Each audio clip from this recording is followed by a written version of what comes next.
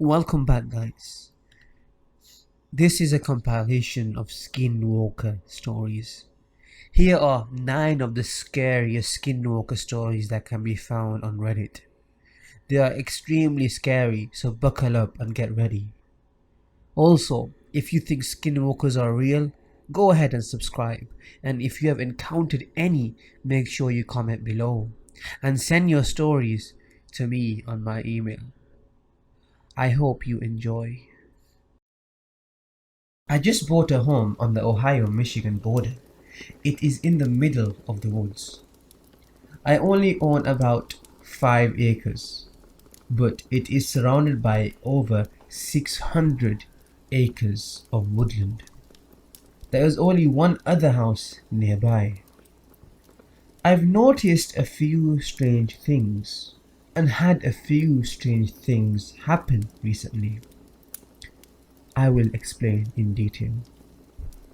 I'm worried about the possibility of a Wendigo or Skinwalker, but I am not knowledgeable on the subject and would like to learn as much as possible to protect my family.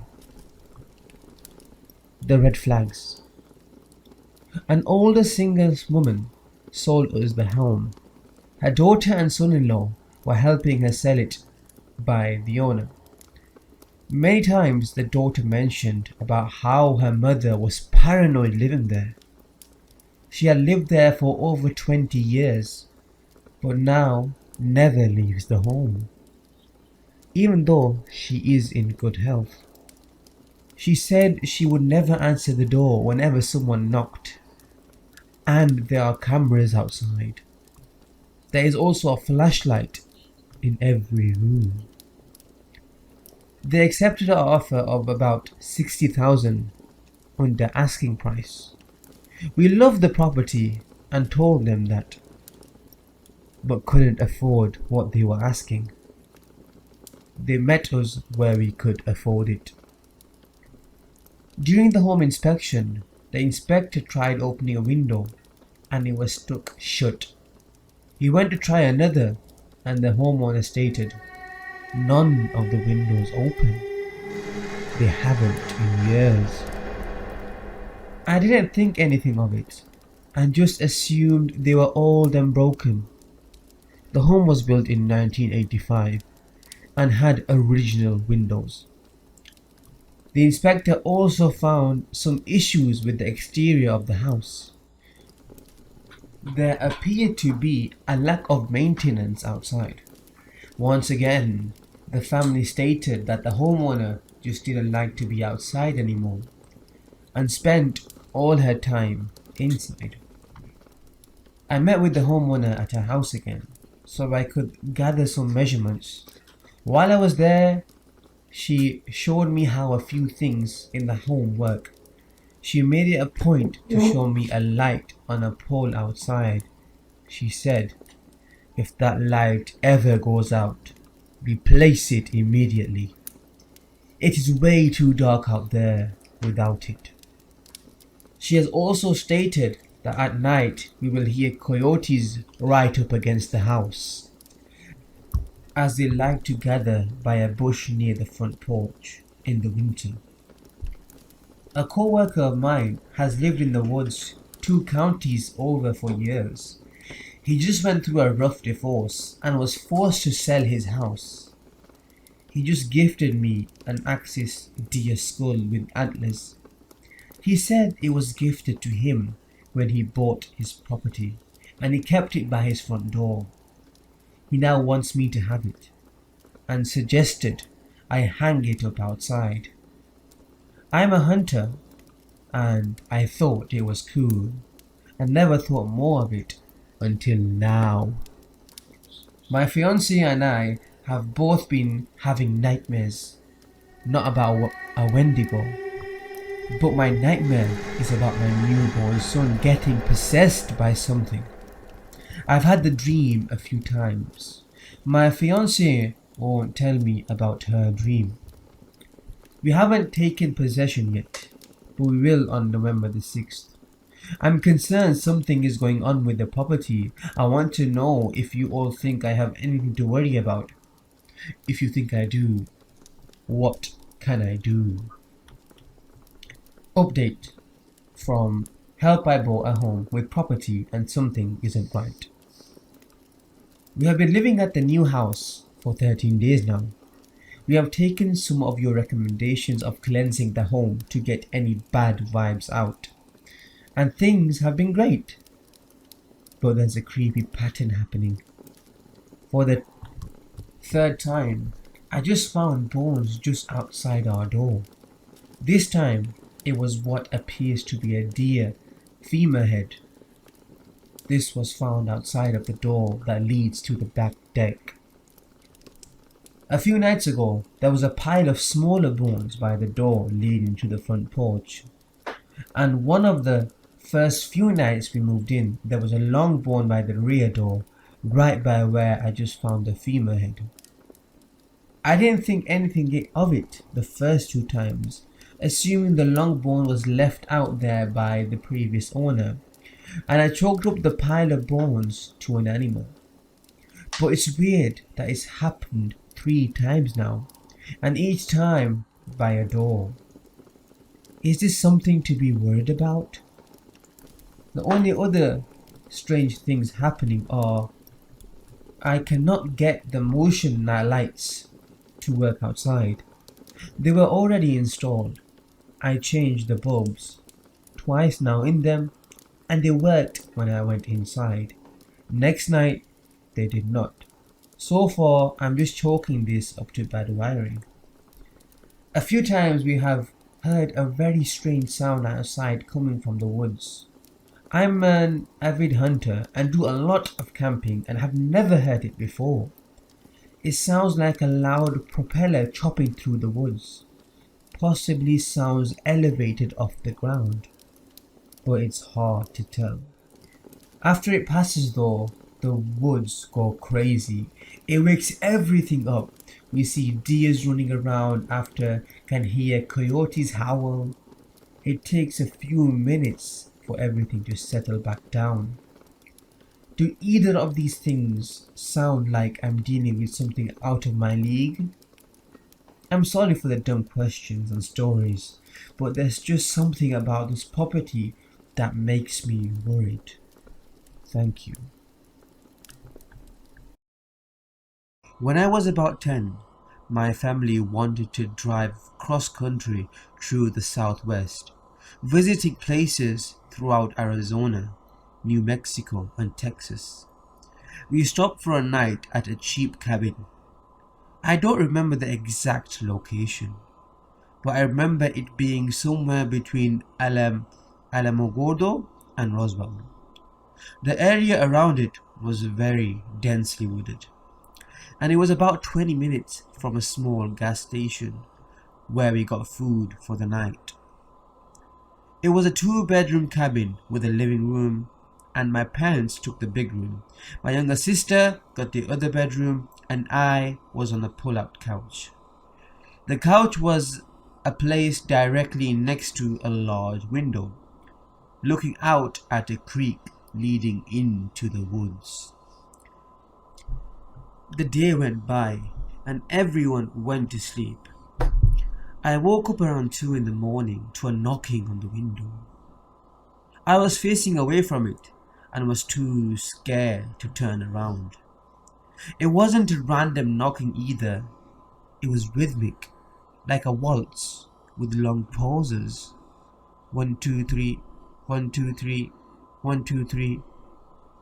Too terrified to move, I lied there, trying not to make a noise, until whatever was out there started to make a quiet, shrill, high-pitched whistle. When I heard that, I started screaming for my father, and the knocking abruptly stopped, and my dad ran into the room. He's not a superstitious man, and says to this day that he didn't see anything. But according to him, the sense of malice that hit him was unlike anything he ever felt before. He got my sister, and we all slept together in a big bedroom. The next day, I looked at the ground outside the window and saw a large deer track leading directly up to it.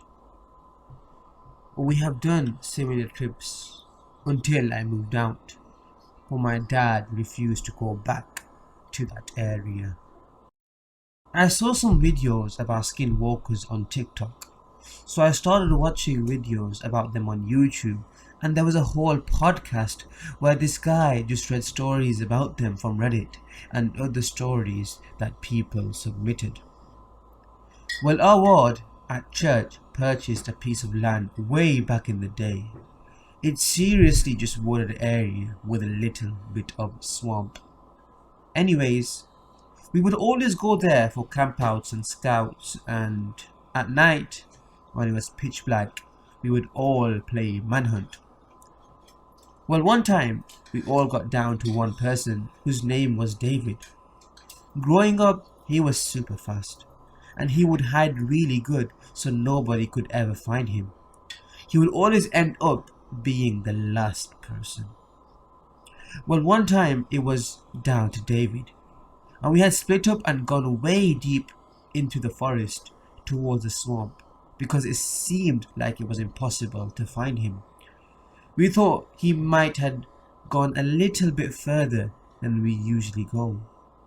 We started getting into some more muddy and wet terrain as we get closer to the swamp-like area where the water is probably shin deep, and we saw David way out in the swamp, and he wasn't wearing any shirt, and with the spotlight on him he looked super pale, but he just stood there and didn't say a word. You could seriously tell something was off. Then all of a sudden we heard David from behind us yelling, trying to get our attention, so we would keep trying to chase him down. Meaning, what we saw in front of us was definitely not him. So being a bunch of 12 to 17-year-old boys, we started yelling and running back to the campsite as fast as we could. Nobody believed us. In fact, for years everybody made fun of it, calling the ghost of David. But then I started listening to these stories, and every single one of them sounds just like what happened in some way or another. I'm going to preface this by saying this is a long read, but it's worth it. My friend and I were chatting about this creepy experience we had, and I'm finally trying to get to the bottom of it. So I figured I'd turn to Reddit for some answers, if there are any. People will probably think this is fake, but I don't care. Believe it or don't. I have no clue if this animal creature is a skinwalker or just a very creepy animal. This took place around 2019, and I do live in Tennessee, right on the outskirts of the Appalachian Mountains. So here goes. Two of my friends and I were driving on a desolate back road at night. We were jamming to music and talking. Everything was normal. I was driving, my friend Hannah was in the passenger seat, and our friend Chris was in the back seat behind me. Hannah was trying to pull up a song on YouTube that wasn't on Spotify, so it was silent for a bit while she was waiting on the website to load. But Chris and I were still talking. We came up on a small animal in the road, but I didn't think anything of it. Well, I expected the animal to move pretty quickly once it saw us coming down the road, but it didn't. As I got closer, I slowed down to let the animal have enough time to run off, but it still stayed very still. It almost looked frozen. The closer I got, I could make out that it looked like some kind of cat. The only thing was, it didn't look like any sort of cat I've ever seen. It looked like it had fur, but the fur was flesh colored. Its ears were very small, almost like a kitten's, even though it was only a tiny bit bigger than an adult house cat. It was laying in a way that looked like a phoenix, facing us. The scariest thing about it, though, was its eyes. Not to sound over dramatic, but its eyes literally looked like the pits of hell were burning inside of them. They were reddish orangish and had twinkles of yellow in them that reflected off the headlights. The whole car was silent, and I just stared ahead.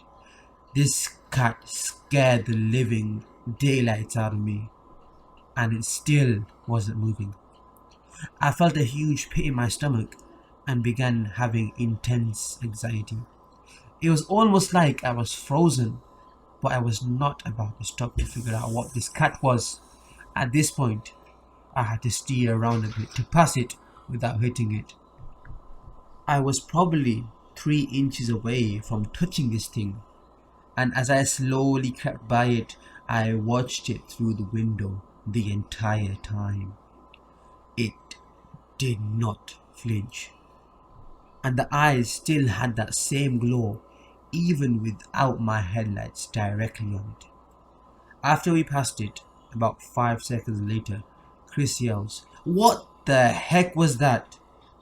I immediately start freaking out, shouting, "I don't know!" Hannah looks up from her phone and says panically, "What? What did you all see?" She looked behind us and kept asking. We explained what happened, and she said, "I didn't see anything behind us."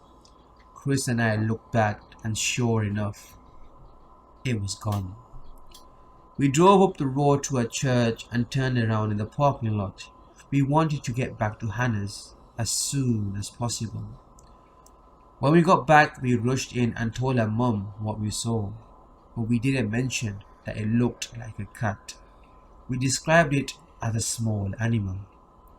Her mother stops for a minute and says, "Was it a cat?" We were blown away. We told her that it was, and she said that her and her cousin came across the same exact thing when they were teens, only it was in a different area, and they saw it peeking out of the bushes. She still, to this day, doesn't know what it was, and she said that she thinks about it from time to time, even after 30 years. So I guess I want to know a few things. What was this thing? It didn't look like a bobcat, mountain lion, or fox. Is it a demon, skinwalker, wendigo, an unknown Appalachian creature? I've heard all of the legends regarding the woods at night. Don't look in the trees, don't respond if your mother calls your name, etc. But everyone I've told either tells me it was probably a scared bobcat, or that they've never heard of that before. So if anyone made it this far and has some answers, I would gladly appreciate them. Okay, so Friday 1:20 a.m. Me and my friends decide to go for a drive. We sometimes like to go to the Llano mountains near El Cerro to experience something that only happens in that area, paranormal and supernatural. Like any other time we do this, we go in my car and drive past Tom Hill, going towards the mountains and park across from VHS about 1.5 miles away. Then we sit and take in the scenic beauty of the dark desert, starting by listening close to anything and looking everywhere, being hyper observant. At first we saw a light in the distance traveling flat on the desert land, getting within about 1 mile away from us, then disappearing altogether. Moving on from there, we had, and I mean had, to see something else. Driving through roads and flying by at least 30 miles per hour over the speed limit, we turned down a familiar road. This is where we knew that something was about to change me and everyone else, including me, 4 people in total, looked to the right side of the car. Saw what we all believed to be something like a hellhound or maybe a skinwalker. A massive black dog just launched at my car while I was going 45 through the road. We should have felt impact from the massive creature, but didn't. Both people in the back seat looked and saw this thing rise up, from the ground and stand straight up on two legs, absolutely huge and all black with red eyes that are forever imprinted in our minds. I didn't slow down, but sped up, going about 55 miles per hour now. So probably about 20 yards away, they saw it rise up as if nothing happened to it. To start this story off and to give a little insight about me, I am an 18-year-old female who grew up in Michigan and have lived in this country for as long as I can remember. And for heads up, this is a long story, so bear with me. Now back to the story. On one particular hot summer weekend, me and a couple of friends, including my boyfriend, let's call him Tony, and my older brother, let's call him Brad, decided we were going to go camping for the weekend since it was such a nice warm week. Tony's parents had owned a cabin way out in Ludington, surrounded by a huge wooded area with a personal lake and no neighbors for at least 4 miles. But being stupid teenagers, we didn't really think about that. All we were ready for was to party like any normal teen would. Well, after being there for 2 hours, our fun had started. Tony's friends had brought tons of alcohol and weed to last us for the weekend, so we wouldn't be bored since we had no service and only movies to watch. After about 12 a.m., it was pitch black. We had a huge bonfire going. It was a total of 6 people, including me and Tony. As we talked and laughed about upcoming events in our lives, we were so distracted that we didn't notice that my brother had literally frozen his eyes on one section of the woods. Mind you, we were all intoxicated and high at that time. Eventually, our talking ceased when Tony realized his friend and my brother had an emotionless expression.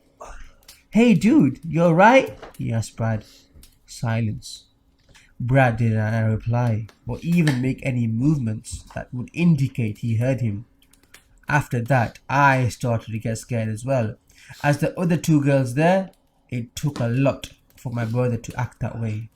Eventually, I was the first to catch on that he was excessively staring into a certain spot in the woods. I turned my head and followed his gaze the best I could. And when I finally caught on to what he was staring at, my heart dropped. Right there was at first look, it looked like a dog. At least that's what I thought. It was some person's dog that wandered off is what I thought. But then my brain kicked in and I realized there wasn't neighbors for miles. So how could there be a dog? My mind started to race for a while. Tony still tried to get Brad to speak or even move. In one motion, this thing stood up tall. And when I say tall, I mean bloody gigantic. It had to be at least 6 feet tall. Everyone saw it. How could you not? The other 2 girls and the other boy with us gasped as they finally grasped why my brother was as still as a stick. No one moved for what seemed like hours. Tony was the first to talk. "No tail," he mumbled. No one heard what he said but Brad. And I swear to you when I say his eyes widened as big as pan saucers. That freaked me out immediately. "What did you say?" one of the girls asked. "It has no tail," he hissed back. My heartbeat stopped. He was right. There was no tail on this thing. Suddenly my clouded alcohol mind cleared up in a fraction of a second when I finally realized what this thing was. Now I understood why my brother was basically scared. This thing was a skinwalker. My instincts kicked in right then and there, but before I could knock the F out of there, the thing let up a terrible stench like rotting meat before screaming inhumanely. The sound was enough to scare out everyone. My brother was the first up out of his chair and started shouting native words to the creature while I told everyone to get inside. No one questioned me when they seen just how dead serious I was, especially Tony. He's never seen me so scared, so he knew it was a bad situation. We all hightailed it into the cabin with my brother in tow, still shouting native words at this creature, which seemed to keep it at bay while it gave us enough time to get inside. He slammed and locked the door before turning all the lights off, and grabbed a special ash from the kitchen counters and started throwing it at every window and door while chanting. Of course, he had everyone freaked out and basically in tears at that moment. After he was done, no one said a word for a long time. All of us still in shock. He grabbed out that pistol and had it posted by him for hours. Everyone was entirely too shaken up to even question what happened. He must have fallen asleep eventually because I woke up to my brother packing all our stuff into the two cars early in the morning. I understand why. We had native family, we knew what we were dealing with, and we knew it would come back, and maybe not alone. Before we left, I did a blessing on the cabin and spoke a few calming words to the still very freaked out girls. We left as soon as everything was packed up. To this day, we still haven't explained exactly what happened to our friends that night, and they never bothered to ask us either. Father and uncle have a story of living as outsiders, non-native Caucasian, young people on the reservation. Their tale of experiencing a skinwalker. My grandma taught school on the reservation and they lived well off compared to the natives living there. From what I know, there's a lot of law surrounding the Navajo nation. Non-natives, primarily older generations, keeping their experiences and stories left unspoken, especially to those not from the culture. Forgive me if I'm mistaken in any of this. The culture, ideology, practices, or any other part. I'm just trying to tell the story my family has only spoken to me in whispers about. My grandmother, father, and uncle lived there for a few years, and their experience was much different than the Navajo people who have lived there for generations upon generations. I just want to tell their story and get insight as to anyone else who has lived in that community and any other stories some people might be willing to share. My father and uncle are about 2 years apart in age. They lived in Navajo Mountain in the 1980s. My dad was 10 to 12 and my uncle was younger. As it goes, they were always outside, riding bikes with their friends, natives of the reservation. My grandma was recovering from an abusive relationship with their father and wasn't too concerned with their whereabouts, being it was a small community. There wasn't much trouble around, nor would they know what real trouble was at that age. Trouble wasn't the issue to young white boys on a reservation then. Pure terror was. It was a typical night without any parental supervision. The night was colder than usual and the night sky was blacker than you could imagine. In such a desolate place, the stars in the sky would light the night. This night was as if the earth had moved to a different dimension, an abyss. The boys raced each other, as they did every night, until they were compelled to force their brakes in unison. They simultaneously looked up.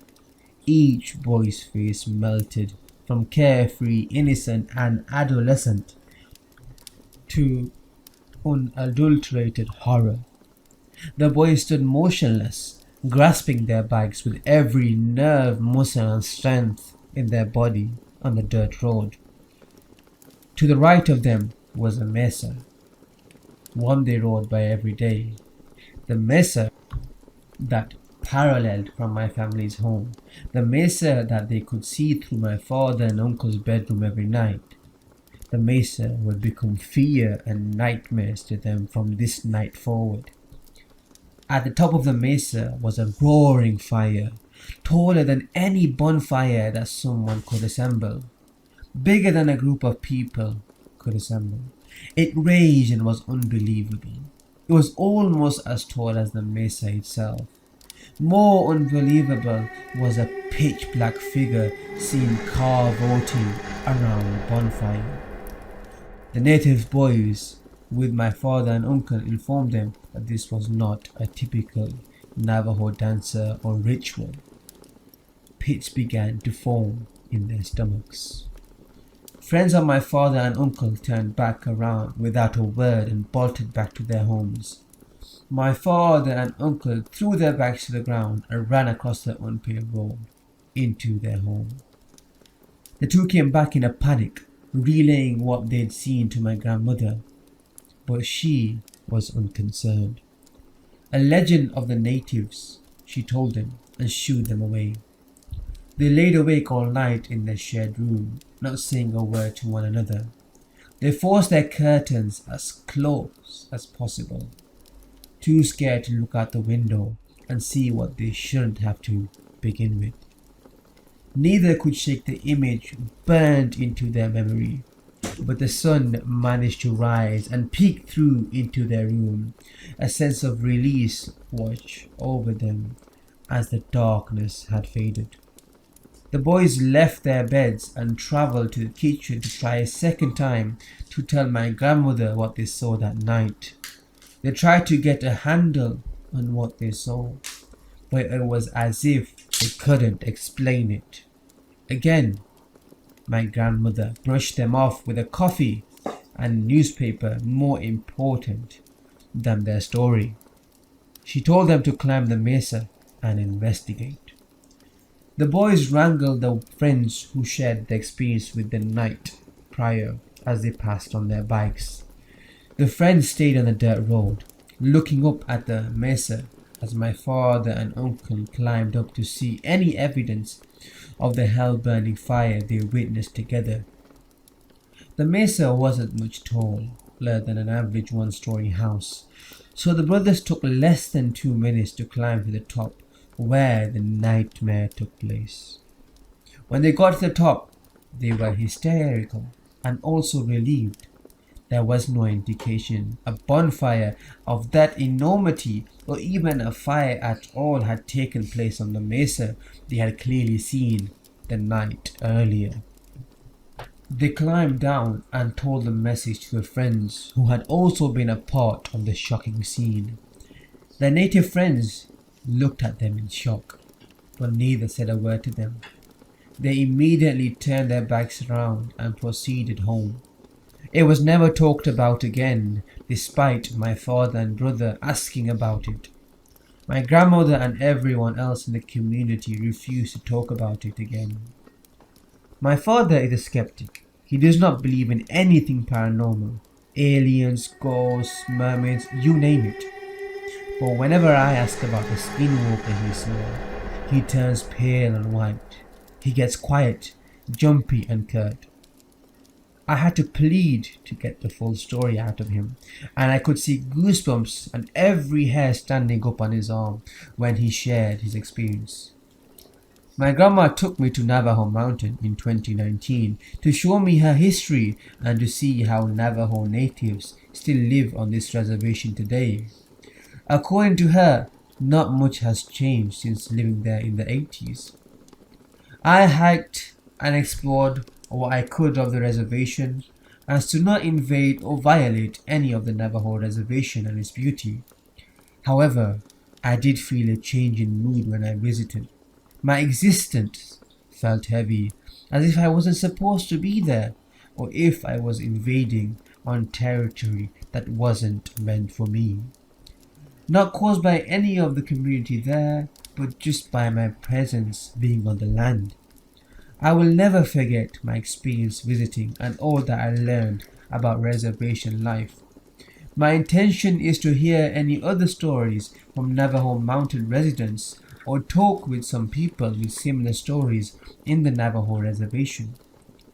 I climbed the mesa where the Skinwalker my dad and uncle claimed had its ritual. I felt pretty normal until I got to the top and stood in the middle. I felt some darkness creep into me as I stood there. I've never been the same since. When I was around 10 or 12, roughly 12 years ago, me and my grandma and uncle went to Jasper in Canada. Given how I was born in Canada itself, nothing weirded me out when it came to the woods and nature as a whole. I've seen and heard deer before and a whole slew of animals. I don't remember much from the trip other than a bits and pieces, but what I do remember was arriving at the hotel and climbing up the steps to the second floor. The hotel had a parking lot in front before the road. I remember waking up one morning in the hotel while my grandma and uncle were still asleep and walking over to the window to peer out from behind the blinds to see a fox standing in the middle of the road.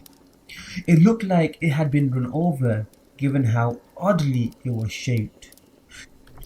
Concerned for its safety, I wanted to wake up my grandma or simply run out there to check on it. I felt my stomach sink when it turned to face me. Its head looked bruised and misshapen, which I would have ruled out as it having been run over had it not stood on its hind legs. I turned my head away from the window and yelled for my grandma to wake up, who slept in a bed just a couple feet away, before I looked back and saw it walk on those hind legs to the side where the building hid my view from the rest of the road. I looked completely insane when my grandma moved me aside and saw nothing on the road, even going as far as to open the door and peer down both ends of the walkway. Nothing. Regardless, I can say with confidence, I'm not going back to Casper. I don't know if this belongs here, but I feel like it bears mentioning.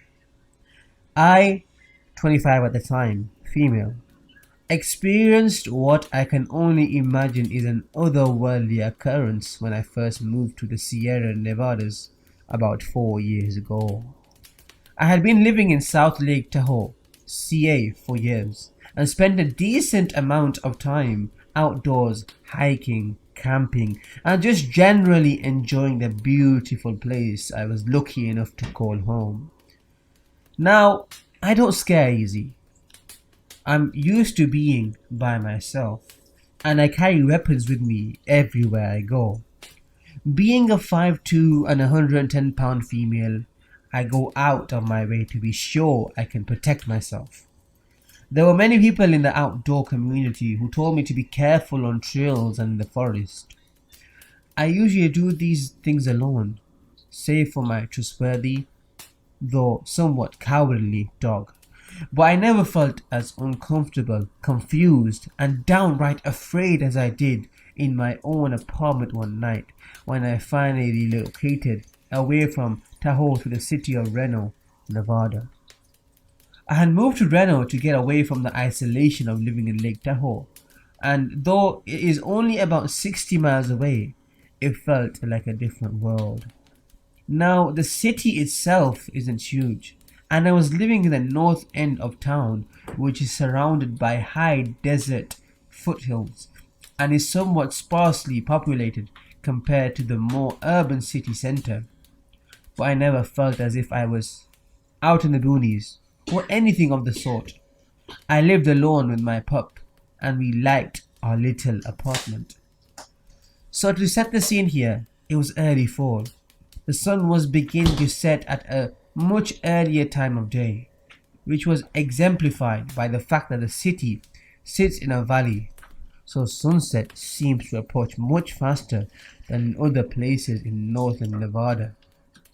My apartment sat above street level, with a window in the kitchen next to my stacked washer and dryer that looked out into an alley, maybe about 10 feet above the small street that went beside the small fourplex building. It was dark outside, and I was alone with my dog doing laundry. My apartment layout was an open concept. The living room kitchen area was separated by a wall which had a huge space cut off into it that you could see through to each room with. The washer and dryer tucked around one corner, and the aforementioned window was to the left of that. With the openness of the space, the darkness outside, and the amount of overall windows the apartment had, if it was dark outside and I had lights on, it looked like I was living in a fishbowl. Anyone or anything could see right in. I made it a point to always close my blinds because of this, save the small window looking out the alley. I didn't mind keeping those blinds open because I liked the fresh air, and someone would essentially need a ladder to reach me had they been determined enough. As I was removing clothes from the dryer and turning to plop it onto my couch to begin folding, I realized my dog was acting incredibly strange. He didn't want to cross over the line from the living room to the kitchen, which was marked by a change from carpet to tile. There was only a few steps. He seemed incredibly hesitant and began whining and burping out small concerned woofs. At first, I just thought he was anxious for whatever reason. He is known to be a bit of a weenie. But then, out of nowhere, I sensed this immense and insatiable feeling of dread and displacement. I had my back turned to the washer and dryer, and to the small alley facing window.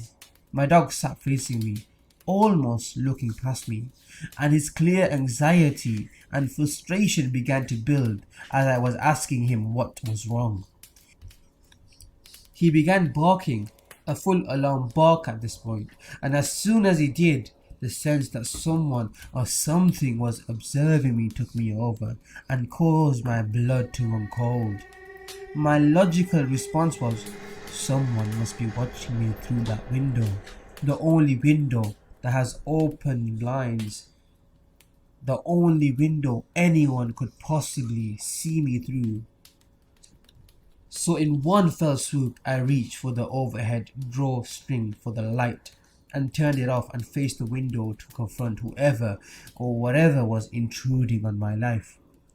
As soon as the light kicked off and the room was dark, I saw what I can only describe as a perfectly round light, about the size of a small cantaloupe, directly across from me on the other side of the window. It didn't glow like a lamp or light though, its edges were perfect, and it did not hover nor vibrate nor move at all. At this point, I was too stunned to move, and my fight, flight, or freeze response had engaged so quickly I had no time to really recognize or rationalize what I was seeing. I was looking at this thing, and it was looking back. I felt cold, confused, my hair standing on end, my heart racing. My dog had gone into full freak-out mode and was jumping and barking and generally causing a ruckus in the living room as he could see this all. The light seemed now to realize that I was able to see it, and it looked as if it backed away, or at least grew smaller in size and moved to the right of the window. It flickered twice and then disappeared. It didn't buzz away or fly away. It didn't zoom out of vision. It was visible, not visible, visible, and then gone. As soon as I realized the light wasn't there anymore, I opened the window fully and poked my head out to see what was going on. Maybe someone was up at my window with a flashlight. Maybe someone in the neighboring buildings had seen something and would be out checking for themselves to try and solve this odd mystery. Nothing. Not a soul. And what felt like deafening silence, I closed the window. As soon as I shut the window, I heard a solid 3 knocks on the larger window by the front door of the living room. As mentioned before, those blinds were closed, and though from the outside looking in it's likely clear someone is home because the lights were on in that room, no one could possibly know it's me, alone, in my apartment, right? I wasn't expecting anyone over. It was too late for solicitors. No one had any reason to be at my house at that time, and I wasn't going to open that door. My dog had rushed to the kitchen as soon as the light outside the window had disappeared, and he was in what I can only call full defense mode. Now, my dog is an absolute wuss. I've seen him run away from cats, get spooked by bags blowing in the street, and he generally stays right by my side on hikes and while camping to protect me. This pup seemed ready for war, hackles up, eyes alert, growling at the front window now. I stepped into the living room, grabbed my gun with one hand, keys with the other, and slinked back to the kitchen and out the back door to where my car was parked. I threw the dog in, started up, and raced up to a restaurant across town where I ordered to-go food and ate in the front of the seat of my Subaru. We car camped in a Walmart parking lot that night. I returned to the apartment the following day. My laundry is still on the couch. No apparent signs of anyone trying to enter the place. Everything seemed normal. I never experienced any disruption in that place again for the year and a half I lived there afterwards. I have no idea to this day what I experienced, and it wasn't until I shared this story that I heard the knocking and sense of being observed was a somewhat common phenomenon that people relate to encounters with skinwalkers. I don't know what happened that night, but I'd mark myself incredibly lucky if I never had to experience something like that again.